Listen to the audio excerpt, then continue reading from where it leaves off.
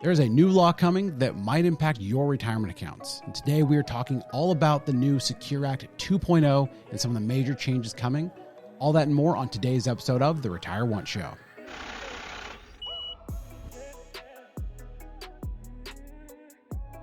Hey everybody, I am Johnathan and Rankin. I am the founder and CEO of Theorem Wealth Management, and I am joined today, as always, by my lovely co-host. Hi, I'm Melissa Rankin. Thank you so much for joining us. Thank you for being here. I hope everybody's having a great holiday season. I know we are getting to spend time with our lovely children as they're out of school.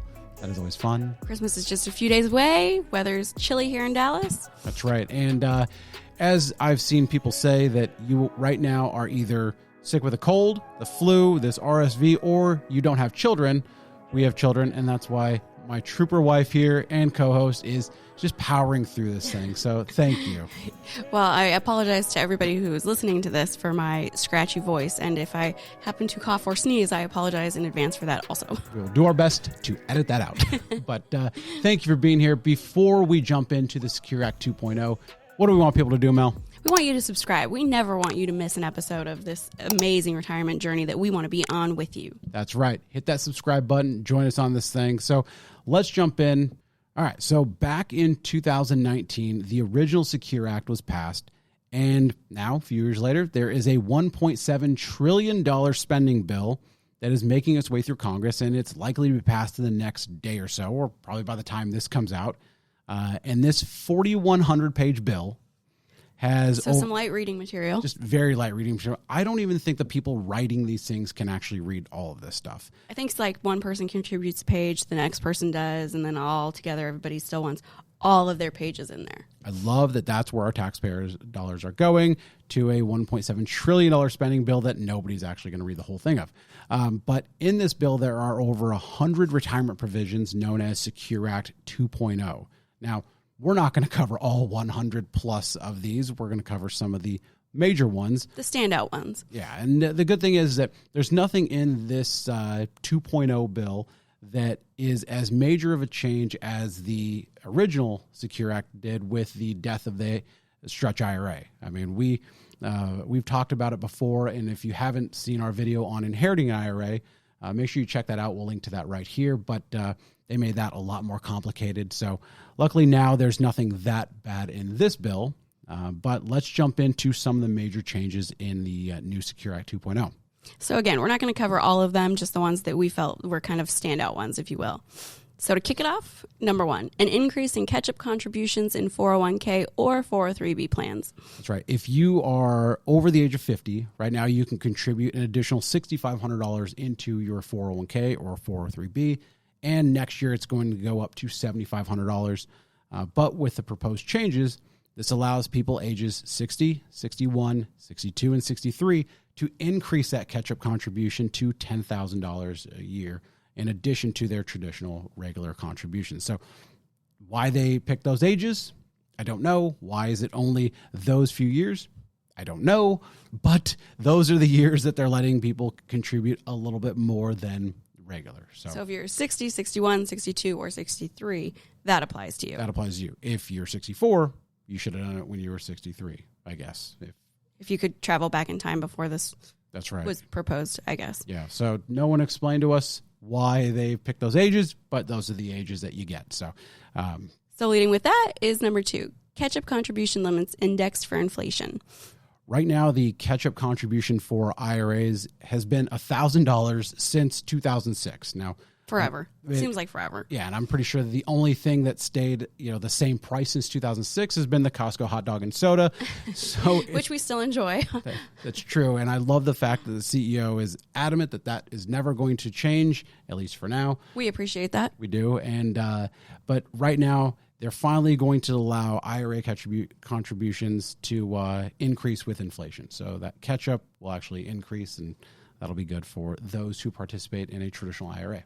Okay. Number three, auto-enroll mandate. So part of this whole bill is around the fact that there's this retirement crisis that everybody talks about, how in decades from now, there's going to be this massive gap of how much people need to live off of in retirement and how much they have saved. And research has shown that there's a significant number of people who don't contribute to their employer plan, even when they're offered a matching contribution. So with the Secure Act 2.0, employers would be required to auto-enroll their employees into their retirement plan. And if you don't want to participate, then you would have to unenroll manually, but it's more of a manual process. Which I think that one's kind of nice, actually. I mean, yeah, for the people who might, I don't know, I don't want to say lazy, but who maybe are like, oh, you know, I'll start contributing next time or in a month or whatever. And this is, I think Congress and the U.S. is really just trying to get ahead of that eventual retirement crisis they talk about, and hopefully more people are going to participate. So in keeping with that, that leads us to number 4, the auto-enroll savings percentage. Yeah, so not only are they going to automatically enroll you, they're going to automatically enroll you at 3% of your pay, and that is going to increase every single year by 1% until you reach 10%. Now, once again, you can opt out of that, but this is just making it to where you're continuously increasing how much you put in every single year if you don't ever check this plan. But if you're starting a new job and you wonder why your paycheck might be a little light, just make sure you check the company's 401k because it's likely going there after the auto-enrollment. With your forced savings. That's right. Okay, number 5, increasing the age at which you must begin taking RMDs. Again. Yeah, the original Secure Act bumped it up from 70 and a half to age 72, and now it's going to go all the way up to age 75. But wait, there's more. Of course there's more. Yeah, they can't just make it simple. It's going to be phased in over the next few years based on your age, and you just got to love how they make things complicated. It just can't be easy, a simple date in time. But there's actually one funny thing is that especially if you were born in 1959, it's going to be a little bit more complicated because right now in the bill, there is verbiage that age has 2 different ages at which you must take RMDs. Oh, good. So if you're born in 1959, good luck figuring that out. If it's passed in the format it's in right now, hopefully there's some sort of, I would say conclusion to that when they actually sign this thing. But who knows? Right now, that one's a little bit convoluted at best. It is. But luckily, it's only for people born in 1959. Those lucky chosen ones. Those lucky chosen ones. But at least it's not as complicated as inheriting an IRA was after the Secure Act 1.0. So, but it makes it a little bit more difficult. So speaking of RMDs, that leads us into number 6. There will be an RMD exemption. That's right. Right now, as it's written, the new rule is going to look at your combined qualified account balances. So this is 401ks, traditional IRAs. And if that balance, the total balance, is less than $100,000, then you would be exempt from an RMD. That's kind of a nice one. It is, because the whole purpose of an RMD is to pay taxes to Uncle Sam. So it kind of allows that to continue to compound. Finally, a nice one that seems you can actually see the benefits of that one. That's right. Okay, number 7. RMD penalties are also likely to change. Yeah, right now they are. If you miss an RMD, that penalty is 50% of the RMD amount, even if you miss it by a day. I mean, there is no gray area. That is a hard and fast 50%. That's right. So if you spent, the week between Christmas and New Year's just completely out of it and partying and having fun with family, and you forget to take your RMD, and you wake up on January 2nd going, I need to take this. Well, it would have been a 50% penalty. The new rule is likely to change that to either a 25% penalty or even as low as a 10% penalty based on the timing in which it's changed and fixed. That would be nice. 10% would be very nice. It would be. Much better than, the outrageous 50%. That's right. I might as well just give them the whole thing at that Pretty point. much. Just forget about it. It's going. Number 8. One big change that's proposed would allow employer matching funds to be directed into the Roth portion of your 401k. This is a huge one. It is, because right now all matching funds go into the pre-tax, and this would direct them into that Roth portion. Now, you would have to pay taxes on whatever that match is. They'd likely issue you a 1099 or add that to your W-2, but it would be free money going into a Roth.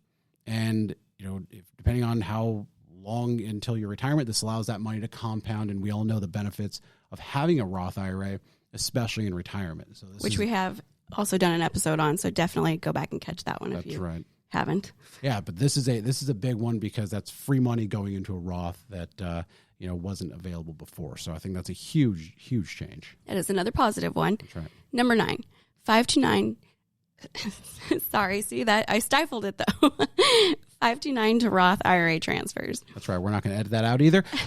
So right now there are restrictions to this. So we're just going to go through the highlight of this because this one can get a little complicated. But right now, if you contributed to a 529 for your kid's entire life and they go to school and they don't use all those funds, there's always been this, okay, what can we do with that money? Kind of just sits usually. Yeah. And now you can actually transfer that to the beneficiary. So the money can't be transferred into a Roth for the parents or the owners. So you're not getting that back, just to be clear. No. So if your kid gets a scholarship to college and you have this money that's set aside in a 529 plan, well, they get a scholarship and maybe a retirement account if you choose to go that route. But like I said, it pays to be smart. It does. But and pay attention in school. There are restrictions with this. And so I really make sure to understand the rules because you have to have the account for over 15 years. So it has to be maintained for over 15 years. And there's a lifetime maximum transfer limit of $35,000. So you can't just load this thing up and then transfer a very large Roth to the beneficiary. It's just a portion of that.